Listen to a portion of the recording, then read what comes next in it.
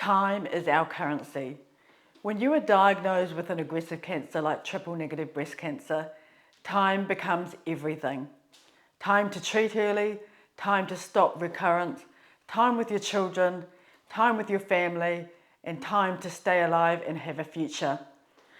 On the 22nd of July 2026, I've been given 10 minutes to speak to the Health Select Committee about my petition to fund Keytruda for early stage triple-negative breast cancer and to remove the restrictive advanced stage criteria.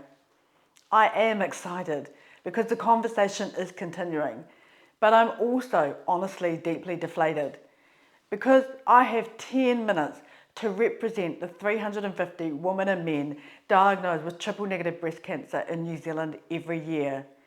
10 minutes as a patient to explain why a medicine funded in over 40 countries is still not funded here at early stage. 10 minutes to explain as a patient why early intervention saves lives and saves money. Keytruda is the global standard treatment for high-risk early-stage aggressive triple-negative breast cancer. The government already know the treatment is globally funded and is necessary. Why they continue to waste crucial time when I presented them percentage savings along with a solution of a health and medicine levy supported by savings that could be made if we didn't fund ACC for travellers who should have travel insurance. Australia funded the global standard medicine Keytruda for advanced triple-negative breast cancer in September 2023, and then in early stage triple-negative breast cancer they funded 3 months later in December 2023. New Zealand has only funded advanced in October 2024 and under strict pathological criteria. Early stage patients in New Zealand are being left behind, and that means people are either denied access or forced to pay privately. For my family, that meant severe financial harm. We had to sell at a loss a business at $700,000. We had to liquidate assets, and we've had to prepare my home for sale. Why? Because I wanted to live, and no New Zealander should have to choose between survival and financial ruin.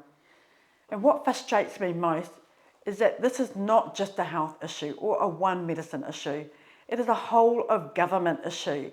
And when we fail to treat early, we do not save money. We simply shift the costs downstream into hospital admissions, into multiple lines of treatment, into welfare, into lost tax revenue, into families broken by financial and emotional pressure, into palliative care and into funerals. Early intervention saves lives and early intervention saves money, and yet we are still making patients like me jump through hoops to prove what over 40 countries have already accepted and are funding. Perhaps instead of giving me 10 minutes in a committee room, we should all, the committee and I, hold 10 minutes in silence in a cancer ward beside triple-negative breast cancer patients who've been denied global standard treatment and also have a future of uncertainty. Or maybe we should sit beside the graves of those who never got the chance. Because time is our currency, and for too many women and men, New Zealand's delay is costing them the one thing they can never get back: time.